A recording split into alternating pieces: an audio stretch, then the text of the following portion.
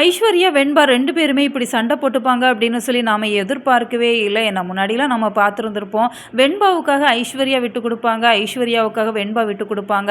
அந்த அளவுக்கு நல்ல ஃப்ரெண்ட்ஸா இருந்த ஐஸ்வர்யா, வெண்பா 2 பேருக்குள்ளேயுமே என்ன ஒரு பிரச்சனை அப்படிங்கிறதே தெரியல. அவங்க 2 பேருமே மாத்தி மாத்தி சண்டை போடுற மாரியான சூழ்நிலைக்கு கொண்டு வந்திருக்கிறாங்க.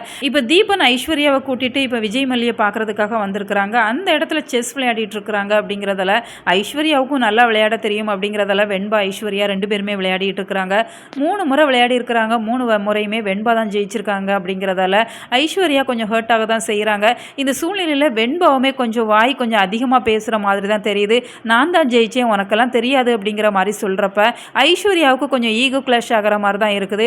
எனக்கும் நல்லா தெரியும், எங்கள் டேடி எனக்கு சொல்லி கொடுத்துருக்குறாங்க, நான் நல்லா ப்ராக்டிஸ் பண்ணிவிட்டு நிச்சயமாக உன்னை வின் பண்ணி காட்டுவேன் அப்படிங்கிற மாதிரி சொல்கிறாங்க. இந்த சமயத்தில் வெண்பாவுமே வா பார்த்துக்கலாம் அப்படிங்கிற மாதிரி சொல்கிறாங்க. இதனால் இவங்க 2 பேருக்குள்ளேயுமே ஒரு காம்படிஷன் அப்படிங்கிறது அதிகமாக தான் செய்யுது. இந்த சூழ்நிலையில் ஐஸ்வர்யாவோட கையில் அந்த சத்துமாவு கஞ்சி கொட்டிடுது அப்படிங்கிறதால அங்கங்கே சவந்து போயிடுது. இந்த விஷயத்தை கேள்விப்பட்டு தீபிகா பயங்கரமாக தீபனை கோவப்பட தான் செய்கிறாங்க. அது மட்டும் இல்லாமல் ஐஸ்வர்யாவுக்கு நல்ல விஷயங்கள் சொல்லிக் கொடுக்காம தவறான விஷயங்கள்லாம் சொல்லி கொடுத்துட்ருக்குறாங்க.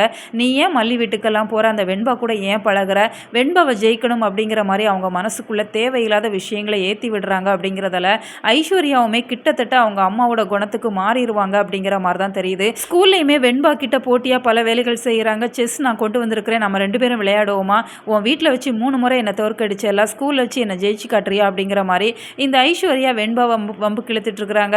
வேண்டாம் ஐஸ்வர்யா, நம்ம இப்போதைக்கு ரன்னிங் ப்ராக்டிஸில் பண்ணலாம், இது தேவையில்லை அப்படிங்கிற மாதிரி வெண்பா ஐஸ்வர்யா கிட்ட சொல்கிறாங்க. ஆனால் ஐஸ்வர்யா கேட்குறதா இல்லை, இப்போவே விளையாடணும் அப்படிங்கிற மாதிரி அடம் பிடிக்கிறாங்க.